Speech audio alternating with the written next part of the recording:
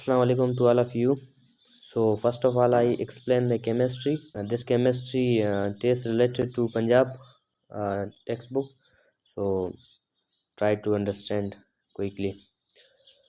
इसमें 50 number question ये कहता है कि प्रोडक्ट्स ऑफ कोल की प्रोडक्ट क्या है। आपको पता है कि कोल की प्रोडक्ट जो बिटुमिनस कोल, लिग्नाइट, पीट और ऑल ऑफ अबोव, इसमें अबोव है। डी ऑप्शन करेक्ट है, क्योंकि आपको पता है कि प्रोडक्ट ऑफ कोल में जो डिस्ट्रक्टिव डिस्टिलेशन की जाती है उसमें ये 3 चीज़ें निकलती हैं। और इसके अलावा दूसरे प्रोडक्ट भी हैं, वो भी निकलते हैं, लेकिन फ़िलहाल जो प्रोडक्ट ऑफ कोल है, जो डिस्ट्रक्टिव डिस्टिलेशन करते हैं, उसमें यही निकलता है। विटामिनस कोल जो 70% पाया जाता है, लिग्नाइट जो जनरेटर वगैरह इंजनों में पाया जाता है, जो सॉफ्ट कोल कहलाता है, और लिग्नाइट जो तकरीबन 10 से 40% लिग्नाइट पाया जाता है, जो सिर्फ फर्टिलाइज़र में पाया जाता है। पीट जो 10 से 15% पाया जाता है, जो हमारे घरों में। Next question, name number of isomers of butane. आपको पता है कि आइसोमर्स यानी जिसकी स्ट्रक्चर फार्मूला डिफरेंट हो और जो उसका मॉलिक्यूलर मास सेम हो, स्ट्रक्चर फार्मूला डिफरेंट हो, जिसे आइसोमर कहा जाता है। और आइसोमर आपको पता है कि ब्यूटेन से शुरू होते हैं, 4 कार्बन से। मैक्सिमम आइसोमर बनने के लिए 4 कार्बन होने चाहिए।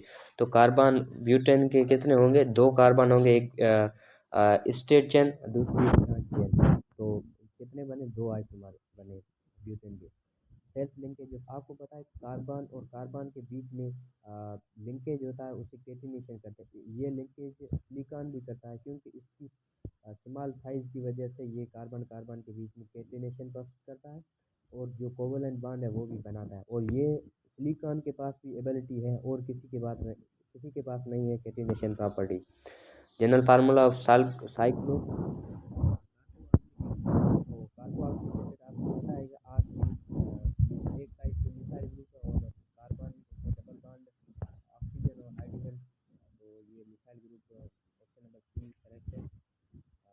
केमिस्ट जो पहली दफ़ा यूरिया अमोनियम साइनेट से यूरिया बनाया था, वो केमिस्ट वॉलर था, क्योंकि वॉलर ने जो 1828 में बनाया था।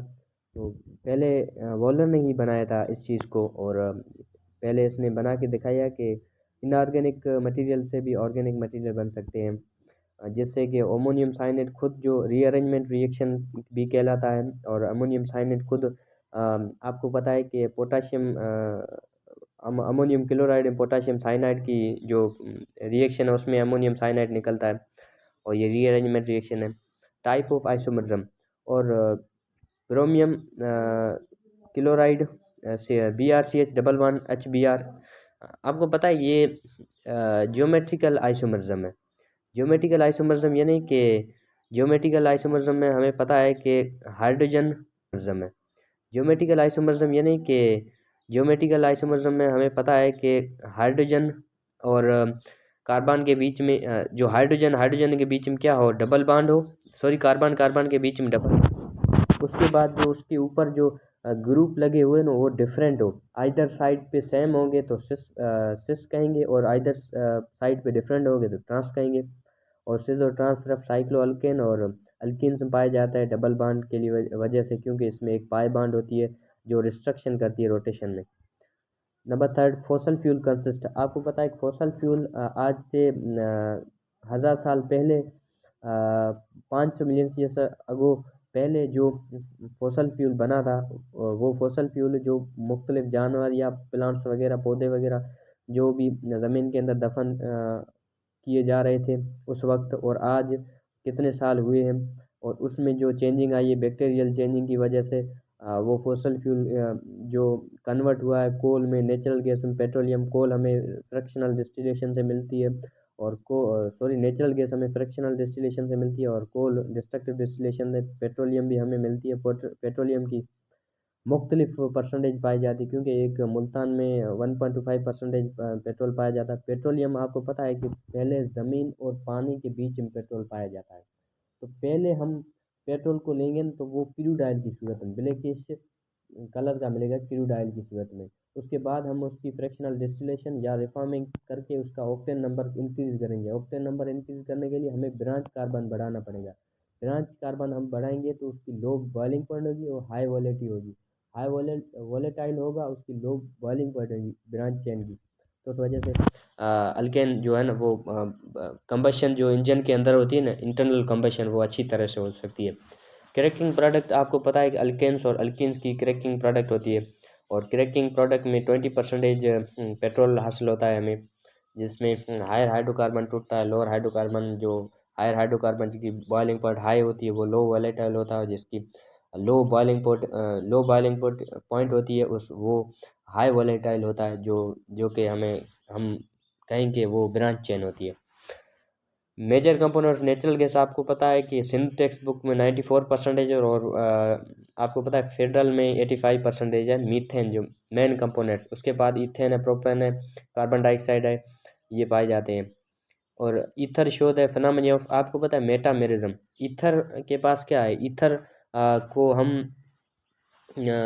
हम कह सकते हैं कि ROR यानी मीथॉक्सी मीथेन भी कह सकते हैं, क्योंकि ये एक फंक्शनल ग्रुप है मीथेन। और ये मेटामेरिज्म फंक्शनल ग्रुप है जो due to unequal distribution of carbon की वजह से, मेटामेरिज्म की डेफिनेशन जो हम एक्सप्लेन करेंगे कि due to unequal distribution of carbon is called metamerism, जिसके वजह से जो either side of methyl group के बाद ऑक्सीजन लगे, जिससे मिथाइल ग्रुप कहा जाता है, सॉरी ईथर, मिथॉक्सी मीथेन भी कहा जाता है इसे। Which set of the hybrid orbital has planar triangle shape, आपको पता है कि ट्रायंगल किसकी होती है, sp2 हाइब्रिडाइज, जो कि अल्कीन की होती है, क्योंकि अल्कीन ज़्यादा रिएक्टिव होता है अल्केन्स और अल्काइन से। और अल्कीन को हम ओलिफेन भी कह सकते हैं, क्योंकि वो ऑयली फिगर देता है, और लैटिन वर्ड है ओलिफेन यानी ओलिफेंट यानी ऑयली फिगर्स। और sp2 हाइब्रिडाइजेशन, इसमें सिर्फ pz जो ऑर्बिटल है वो परपेंडिकुलर टू sp2 है, नॉन पोलर भी होती है। Organic compound can be classified even based upon the functional group, which of the following is not functional group. आपको पता है कि आइसोसाइनाइड है ना, वो फंक्शनल ग्रुप नहीं है। क्यों, कार्बोनाइल हमको पता है, carbonyl ketone aldehyde carboxylic acid, इसको हम सारों को हम कार्बोनाइल कहते हैं। आइसोसाइनो भी कहते हैं, कार्बोक्सिलिक भी कहते हैं, पर हम आइसोसाइनाइड ये ग्रुप नहीं है functional group. Which of the following is not a class of organic compound, आपको पता है कि इलेक्ट्रो कंपाउंड जो होते हैं ना, क्योंकि ऑर्गेनिक कंपाउंड है ना, उसकी उसकी लो बॉइलिंग और मेल्टिंग पॉइंट होती है, उसलिए उससे ज़्यादा टेम्परेचर देना पड़ता है, और वो इलेक्ट्रिसिटी आसानी से पास नहीं करता, क्योंकि वो बेड कंडक्टर है। ऑर्गेनिक कंपाउंड है, like wise like electronically share pair of electron करता है, उसकी वजह से इसकी जो इलेक्ट्रॉन जो कंपाउंड है ना, उसकी जो इलेक्ट्रिसिटी है ना वो लो है। और which of the following is the simplest member of organic compound, आपको पता है कि मीथेन सिंपलेस्ट है, क्योंकि ऑर्गेनिक कंपाउंड जो सिंपलेस्ट शुरू होते हैं वो अल्केन से शुरू होते हैं। अल्केन्स के जो मेन कंपोनेंट्स वो मीथेन है, और अल्कीन और अल्काइन के जो है ना वो इथेन से शुरू होती है। और which of the following is the classification of organic compound, आपको पता है कि ऑर्गेनिक कंपाउंड जो असाइक्लिक कंपाउंड और साइक्लिक और एसाइक्लिक कंपाउंड के बुनियाद पर ऑर्गेनिक कंपाउंड डिस्ट्रीब्यूट किए गए हैं। और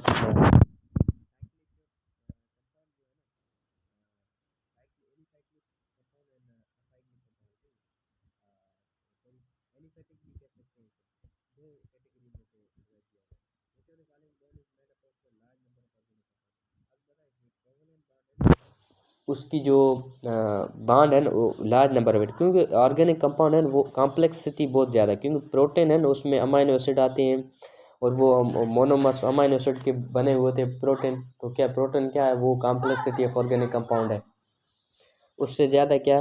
which one of the following show the functional isomerism, ethanol जो है फंक्शनल आइसोमरिज्म शो करता है आइसोमरिज्म, इथेनॉल शो करता है isomerism. How many cyclic and acyclic isomers are possible for the molecular formula C3H6O, आपको बताया कि साइक्लिक और असाइक्लिक जो आइसोमर होते हैं ना इसके प्रोपेन के, वो 9 होते हैं आई थिंक। तो the isomer of ethanol, ethanol हमें कैसे के इथेनॉल को हम डाई मिथाइल ईथर भी कह सकते हैं, क्योंकि ईथर के साथ ROR के साथ क्या होता है, दो मिथाइल के ग्रुप होते हैं, जिसे हमें इथेनॉल को डाई इथाइल ईथर भी कह सकते हैं। Which of the following is optically active. आपको पता है ग्लूकोज क्या है ऑप्टिकली एक्टिव? ऑप्टिकली एक्टिव वो कंपोनेंट जिसमें इनएंशियोमर्स हो और वो डेक्स्ट्रो रोटेटरी और लिवर रोटेटरी पर मुश्तमिल हो, और उसकी मिरर इमेज जो है नॉन सुपर इम्पोजिबल हो, और sp3 हाइब्रिडाइजेशन हो, अनसाइमेट्री हो, चारल कार्बन की अनसाइमेट्री हो, ये सब क्या कहते हैं? ये सब जो है ना वो ऑप्टिकली एक्टिव कहलाता है। ये सब ना हो तो वो ऑप्टिकली एक्टिव होता है, जो कि ग्लूकोज है जिसका फार्मूला C6H12O6, यानी तीन ही कंपाउंड डिफरेंट है, ये ज्योमेट्रिकल आइसोमरिज्म शो करता है। और इसका आपको पता है कि ये तो ग्रुप है CH3 होल टू, ये स्प्रेड होगा और एक मिथाइल ग्रुप ऊपर आ जाएगा, तो ये कि अनसाइमेट्री हो, ये सब क्या कहते हैं? ये सब जो है ना वो ऑप्टिकली एक्टिव कहलाता है। ये सब ना हो तो वो ऑप्टिकली एक्टिव होता है, जो कि ग्लूकोज है जिसका फार्मूला C6H12O6, यानी तीन ही कंपाउंड डिफरेंट है, ये ज्योमेट्रिकल आइसोमरिज्म शो करता है। और इसका आपको पता है कि ये तो ग्रुप है CH3 होल टू, ये स्प्रेड होगा और एक मिथाइल ग्रुप ऊपर आ जाएगा, तो ये इसका जो है ना 2 to 4 ट्राई मिथाइल पेंट, और 3 पर देखो डबल बॉन्ड है तो ईन आएगा। और इसका आयुपिक नेम है, आपको पता है आयुपिक नेम है, याद रखना कि डबल बॉन्ड और ट्रिपल बॉन्ड जब एक कंपाउंड के अंदर हो, सेम पोजीशन पर डबल बॉन्ड और ट्रिपल बॉन्ड हो कार्बन के either side of carbon side, तो याद रखना कि पहले डबल बॉन्ड से शुरू करेंगे। अगर ट्रिपल बॉन्ड और डबल बॉन्ड डिफरेंट पोजीशन पर होंगे तो जो नज़दीक होगा कार्बन लास्ट कार्बन के, तो उसको हम काउंट करेंगे। तो इस वजह से डबल बॉन्ड जो 2 कार्बन पे आ रही है और यहाँ पर ट्रिपल बॉन्ड जो 1 कार्बन पे आ रही है, तो हम शुरुआत यहाँ से करेंगे, 1 से करेंगे, क्योंकि 4 पेंटन यहाँ से शुरू करेंगे। दूसरा number, which one of the following names does not fit a real name. आपको पता है 3 मिथाइल 3 हेक्सेनोन ये नहीं शो करता है रियल नेम। इसका कंपाउंड आयुक नेम ऑफ कंपाउंड, इसका मतलब आयुपिक नेम यहाँ से शुरू करें, क्योंकि फंक्शनल ग्रुप जो नज़दीक है ना वो यहाँ से 4 इथाइल 3 मिथाइल ऑक्टेन, क्योंकि 8 कार्बन है तो इस वजह से यहाँ से शुरू करेंगे। So the general formula of alkadiene, यानी अल्केडीन क्या है? यानी अल्केडीन डबल बॉन्ड है, अल्केडीन यानी ट्रिपल बॉन्ड, अल्काडाइन। तो अल्काडाइन में क्या होता है? अल्काडाइन में CnH2n उसका फार्मूला है, तो हम उससे 2 कार्बन जो हमने जो प्लस किए थे अल्केन में, वो 2 कार्बन हम क्या करेंगे? रिमूव करेंगे, तो उसमें क्या आएगा? CnH2n आ जाएगा, सेम फार्मूला अल्कीन का। इसका कोई सवाल ही नहीं है। Normal human body Fahrenheit 98.6 Fahrenheit correspond 37 centigrade आता है, सेंटीग्रेड में 98.6 फारेनहाइट में आता है। और the numerical value of Boltzmann constant आपको पता है कि 1.38 इंटू 10⁻³ जूल पर केल्विन इसका यूनिट है। और बोल्ट्जमैन कांस्टेंट आपको पता है कि एक साइंसदान था जिसने प्रूव किया था जनरल गैस इक्वेशन को अच्छी तरीके से। We prefer mercury as thermostatic property. आपको पता है कि मर्क्यूरी क्यों हम थर्मोमीटर में लगते हैं? क्यों? मर्क्यूरी टॉक्सिक सब्सटेंस भी हमने पढ़ा है, मर्क्यूरी और लीड दोनों टॉक्सिक सब्सटेंस है एनवायरनमेंट में, क्योंकि ये थोड़ी हीट देने से वाइड हो जाती है, स्प्रेड हो जाती है। एक्सपेंशन इसकी लो बॉइलिंग पॉइंट की वजह से ये थोड़ी हीट देने से एक्सपेंड ज़्यादा हो जाती है, और वो ये थर्मोमीटर में स्टिक नहीं होती कभी, और ये जो है इसमें लाइट नहीं गुजर सकती, ये ओपेक है लाइट के लिए। ये तो 3 ऑप्शन सही हो जाएंगे। Temperature is a property which determines, temperature आपको पता है कि प्रॉपर्टी है जो क्या डिटरमाइन करती है कि हीट किस डायरेक्शन से आ रही है। 2 सिस्टम है, आपको पता है कि हीट ट्रांसफ़र होती है ना वो किस तरह होती है? लोअर हायर टू लोअर होती है। जब हम 2 चीज़ें साथ रखेंगे, एक कोल्ड बॉडी रखेंगे और एक हार्ड बॉडी रखेंगे, तो आपको पता है कि हार्ड बॉडी से जो हीट मूव करेगी toward cold body. In the study of thermodynamics which gas is considered as a working substance. आपको पता है कि आइडियल गैस जो वर्किंग सबस्टेंस के लिए यूज़ करता है, क्योंकि वर्किंग सबस्टेंस जो होता है ना वो पिस्टन, सिलेंडर और यहाँ हीट रिजर्वर जिसकी इन्फिनिटी हीट होती है, और उसके ऊपर जो वर्किंग सबस्टेंस आइडियल गैस है। हम अज्यूम करते हैं कि आइडियल गैस है। Which of the following law is applicable for the behaviour of perfect gas. आपको पता है कि ये तीनों ही लॉ परफेक्ट गैस के लिए सही साबित हुए। Molecular volume any perfect gas at 600 into 10 ये मैथमेटिकल है, आप खुद कर लेना इसको, मैं सिर्फ थ्योरी एक्सप्लेन कर रहा हूँ। Which of the following item is not a path function. आपको पता है थर्मल कंडक्टिविटी, जब हम किसी भी चीज़ को एक रूम है जिसमें हम एक मेटेलिक चीज़ को रखते हैं और दूसरी वुड चीज़ को रखते हैं, यानी एक जो काठ की लकड़ी को हम रखते हैं रूम के अंदर, जिसका रूम का टेम्परेचर मुख्तलिफ हो सकता है।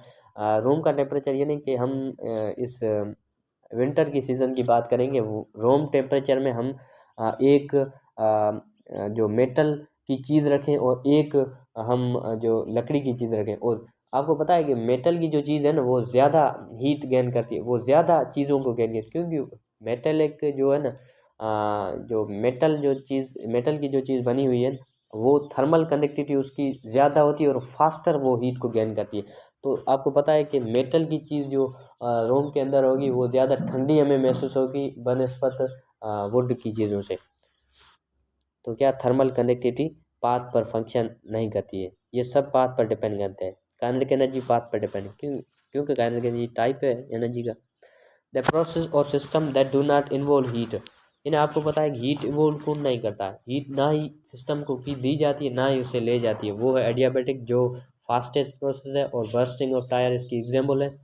और ये साइक्लिक प्रोसेस नहीं है, ये साइक्लिक प्रोसेस नहीं है एडियाबैटिक, और इनमें हीट कैपेसिटी ज़ीरो होती है। The system consist of more than one phase is known as, आपको पता है कि हेट्रोजीनियस सिस्टम, होमोजीनियस यानी वन फेज कन्वर्ट करें, और हेट्रोजीनियस यानी एक से ज़्यादा।